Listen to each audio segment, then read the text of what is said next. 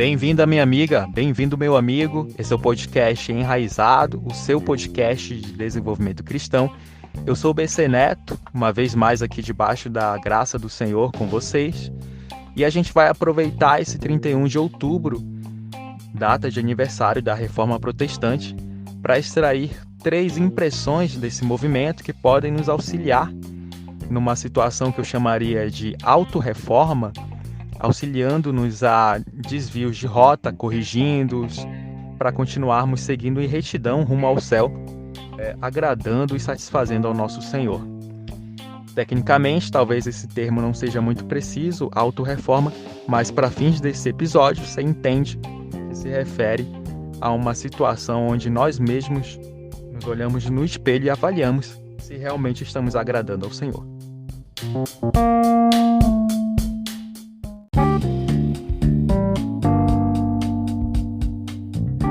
Três impressões a respeito da reforma ou autorreforma na vida do cristão.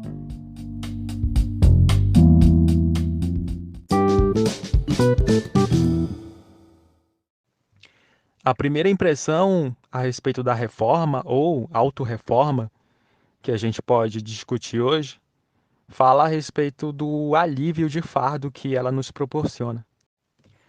A história mostra que Martinho Lutero foi um homem totalmente preocupado, ansioso em saber qual seria o destino da sua alma, em saber qual seria o peso, se assim viesse, o peso da condenação após a sua morte, porque até então se propagava e se acreditava ali de uma forma meio que tácita que a salvação, que a vida eterna, que a ida ao céu dependeria de um esforço, dependeria de algo especial a se entregar a Deus e à igreja, dependeria de um merecimento muito bem desenhado, muito bem definido, mas que na cabeça de muita gente não estava totalmente claro, em especial na própria mente do Martinho Lutero. Claro, se falava sobre o pagamento de indulgências, sobre a entrega de sacrifícios, sobre a obediência à estrutura hierárquica eclesiástica, mas aparentemente nada disso era tão suficiente, tão garantidor, a ponto de fazer o Lutero dormir em paz com a certeza da sua salvação.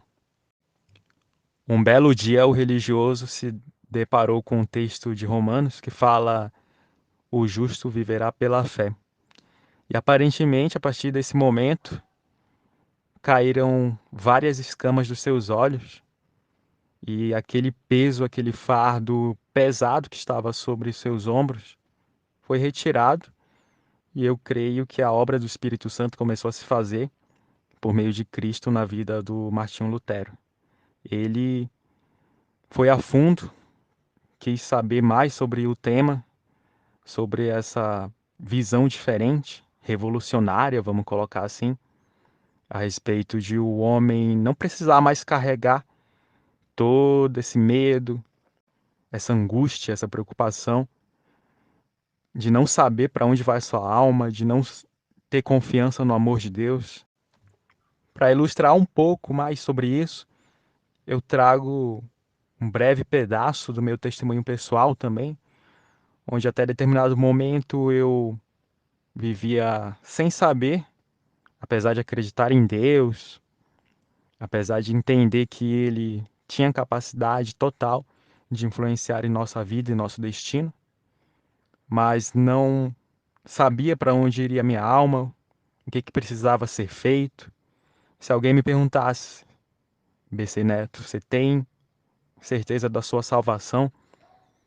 Isso era uma pergunta até um pouco estranha, mas o que eu sabia dizer é que eu não tinha não. E nem sei o que eu faço para ter essa certeza. E ainda tenho inveja, vamos colocar assim, de quem tem essa certeza, porque como é que eu faço para fazer o que essa pessoa também fez? Eu quero que essa pessoa me dê uma fórmula mágica e secreta que ela já tenha executado para eu também fazer a mesma coisa e alcançar a salvação. E o curioso é que eu já participava de uma igreja nessa época que pregava forte contra o pecado, que exaltava o nome de Deus em tudo, não posso reclamar disso, mas acredito que de uma forma ou outra pode ter havido essa lacuna em deixar claro que essa obra salvífica, o Cordeiro de Deus que tira o pecado do mundo, já tinha feito, e que ele é a única porta que pode nos conduzir à presença do Deus Pai. Infelizmente, um pouco de tempo passou e eu acabei me distanciando do caminho. E aí, um belo dia, numa aula de filosofia, para ser mais específico, o professor tocou no assunto religião e, curiosamente, ele fez uma enquete na sala perguntando quem acreditava que Jesus era o Filho de Deus. Algumas pessoas levantaram a mão, falaram que acreditavam, outras que não, etc. Aquela coisa toda. Eu também aproveitei para levantar a mão e joguei uma semente da dúvida na cabeça das pessoas. Hoje em dia, refletindo, é um pouco cena lamentável, né? E até vergonhosa. E aí eu acabei dizendo que tinha minhas dúvidas se realmente seria o Filho de Deus, poderia ser alguém muito especial, um profeta, alguém totalmente diferenciado que pisou aqui nessa terra, mas nada tão exagerado a ponto de ser chamado Filho de Deus. Bom, hoje em dia estou aqui novamente, propagando com prazer a mensagem, as boas novas do Senhor e tenho esperança um dia aqueles colegas que eventualmente estavam comigo nesse local ouçam esse podcast e acabem entendendo a verdade real das coisas. Lutero, por sua vez, a partir do encontro com aquele texto de Romanos, que diz que o seu justo viverá pela fé, passou da angústia para a doçura. Entendeu que aquele Deus não era mais um Deus carrasco que estava pronto a puni-lo a partir de qualquer deslize. Muitos anos se passaram depois desse episódio que eu protagonizei e acabei pisando novamente numa igreja, até um pouco contrariado, mas lá eu prestei atenção numa pregação eloquente de tal forma que nunca tinha visto, enfatizando a graça de Deus e o dom da salvação como uma obra totalmente do Espírito Santo e que cabia a nós somente crer no coração e confessar com a boca. Eu fico imaginando quando eles finalmente se depararam com Efésios 2:8, que afirma: vocês não são salvos por recompensa, práticas de boas obras, mas são salvos pela graça por meio da fé. Isso não é dom que vem de vocês, é dádiva de Deus. Tudo isso é para que ninguém se glorie. Eu fico imaginando o poder de alegria, libertação que esse texto sagrado deve ter gerado naquelas pessoas. Isso ainda no século XVI. E nós, aqui em pleno século XXI, muitas vezes, ainda com a visão distorcida sobre esse tema. Mas muito cuidado, não pense que o podcast Enraizado faz apologia à continuidade na prática do pecado. Leia, por exemplo, Apocalipse 22:14, que diz: bem-aventurado aquele que lava suas vestes no sangue do Cordeiro. A este se dará o direito de entrar pelas portas da cidade e comer do fruto da árvore da vida. O X da questão aqui é entender que não se barganha a vida eterna por dinheiro ou por trocas de favores com o Senhor, ou mesmo qualquer outro artifício que se utilize da força do braço para essa finalidade. E desde então, aquele monge alemão passou de uma pessoa que se autoflagelava na expectativa de abrandar a ira divina, e passou a um cara totalmente apaixonado pela fé e que queria propagar essa boa nova ao máximo de pessoas que pudesse. E assim como aconteceu com Lutero, a partir daquele dia que eu assisti à ministração da palavra daquele pastor eloquente, um peso imenso saiu dos meus ombros, da minha consciência, e passei a enxergar a fé cristã totalmente com novos olhos.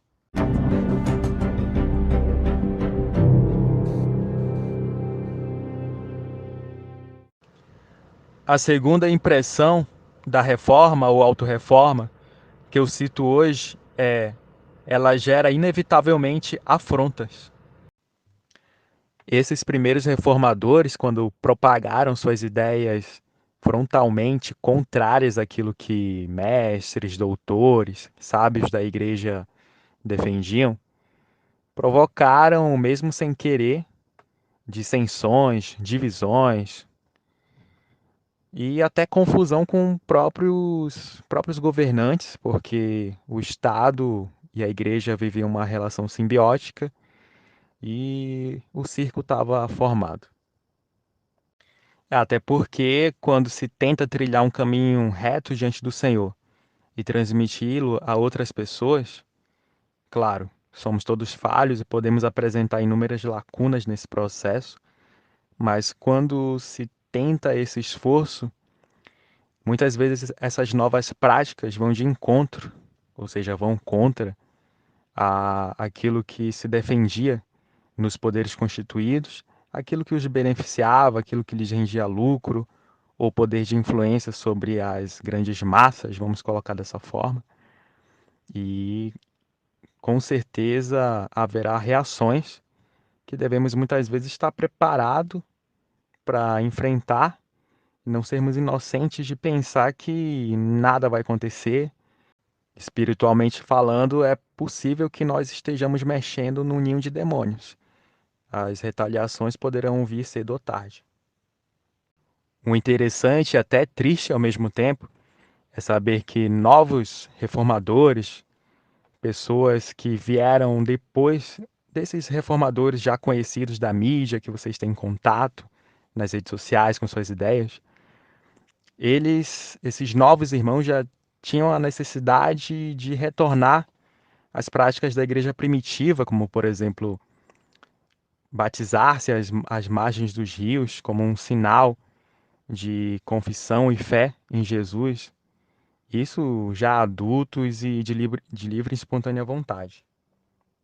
Esses irmãos não só sofreram preconceito, sendo taxados de rebatizadores, de hereges, como também perseguição, e perseguição não só da igreja romana que já o fazia, mas, pasme, perseguição da parte dos próprios reformadores que já estavam consolidando a sua doutrina, sua nova doutrina e o seu corpo teológico. Muitos irmãos desses novos convertidos, rebatizadores, estavam morrendo, sendo perseguidos em nome da sua fé, uma fé extremamente pacifista. E uma fé que gostaria apenas de se aprofundar e mergulhar cada vez mais nas práticas da igreja do primeiro século, a igreja primitiva. Isso me faz lembrar fortemente uma passagem do capítulo 16 de João, no Evangelho, João 16, verso 2, que fala: pois vocês serão expulsos das sinagogas, e virá o tempo em que aqueles que os matarem pensarão que estão prestando um serviço sagrado a Deus. Farão isso porque nunca conheceram nem o Pai e nem a mim. Essa é a palavra de Jesus falando aos discípulos a respeito da perseguição em nome do Evangelho que eles sofreriam dali para frente. Perseguição que às vezes brota de um local de onde você menos espera. Quantas vezes eu e você já eventualmente passamos na pele de estar servindo na obra do Senhor, imaginando que está agradando ao Pai, realizando o seu serviço dentro do templo, e da onde você menos espera vem uma pancada daquela pessoa que você menos imaginava que viria uma perseguição, uma afronta, uma puxada de tapete.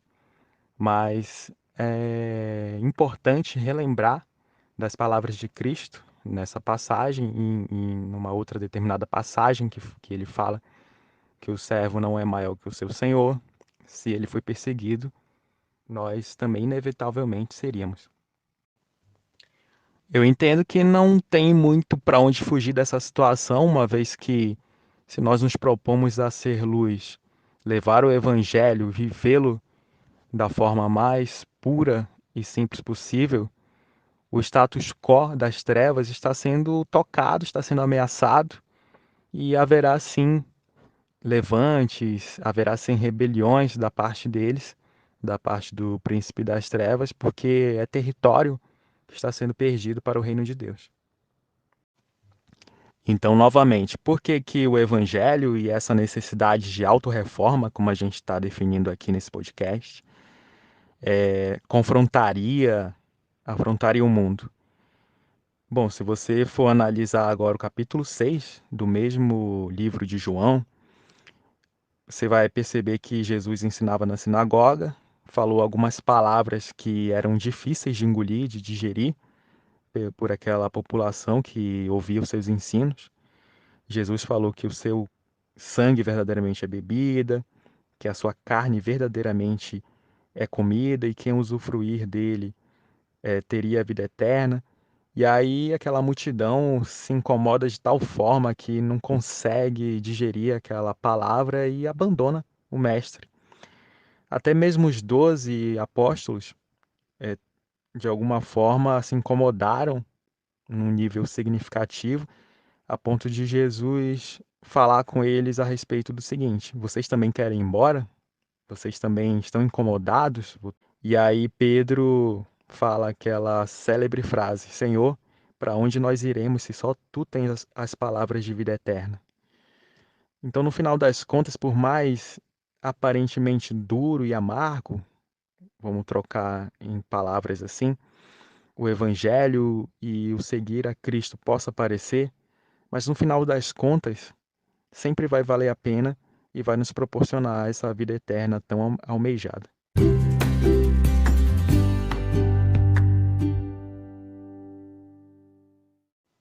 E, finalmente, a impressão número 3 da reforma ou autorreforma fala da necessidade de mentoria.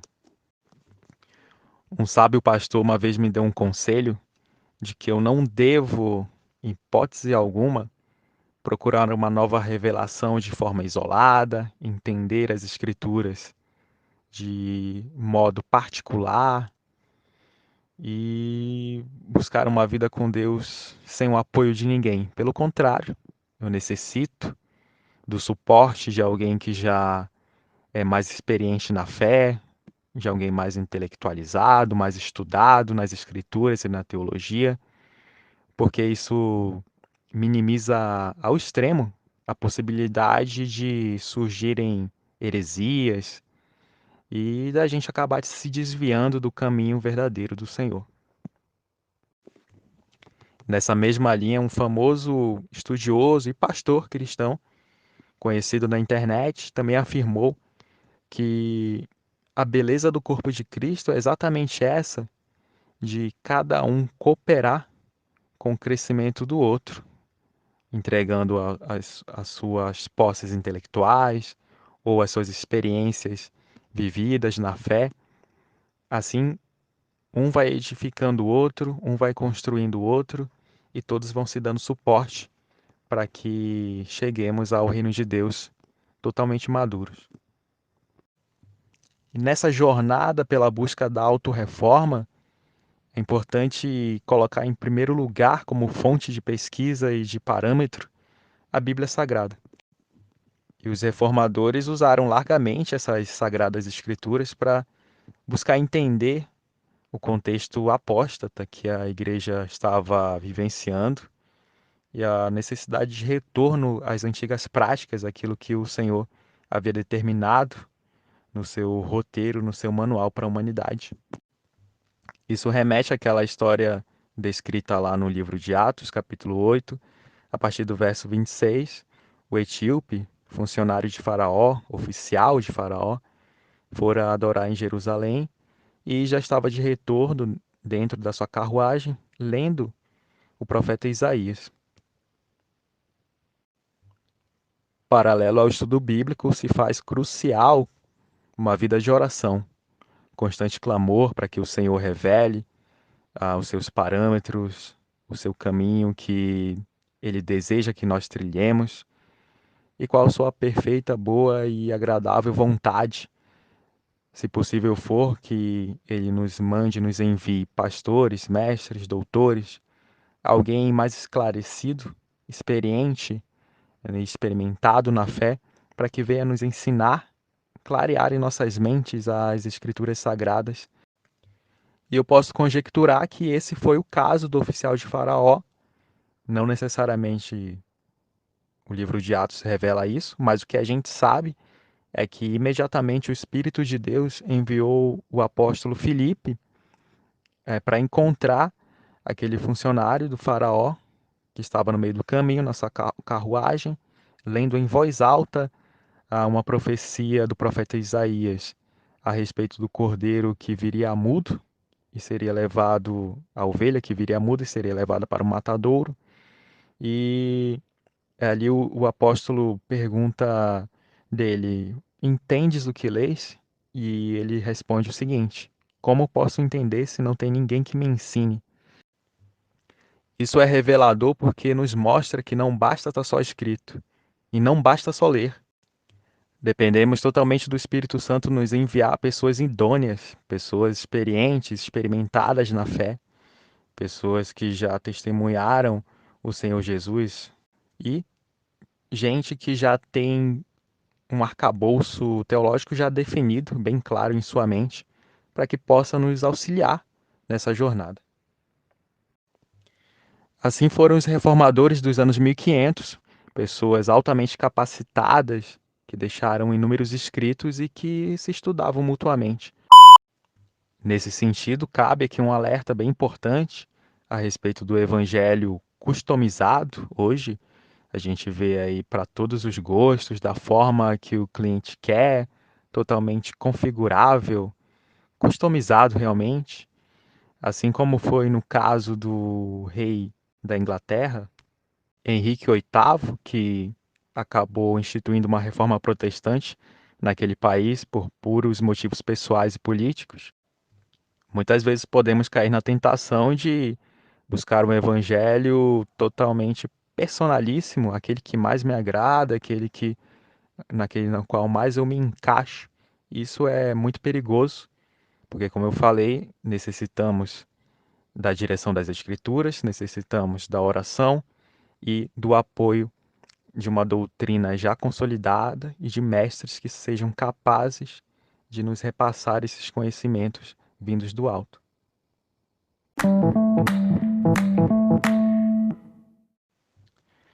Agora, só entre nós, me diga a verdade. Você não acha totalmente lógico e justo, muitas aspas aí, dizer que só merece a vida eterna, só merece o descanso junto a Deus aquele que fez por merecer com suas obras, com sua caridade, com sua simpatia, com sua beleza, seja lá qual outro tipo de critério que você acredite aí, ou eventualmente já acreditou na vida?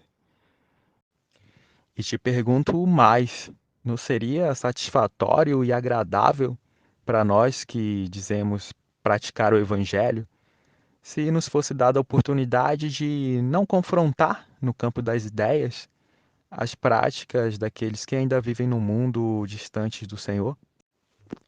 E ainda, não seria interessantíssimo para mim entrar no barco daquele evangelho que mais eu me encaixo, aquele que mais me aceita e aquele que jamais me julga pelas minhas práticas incorretas?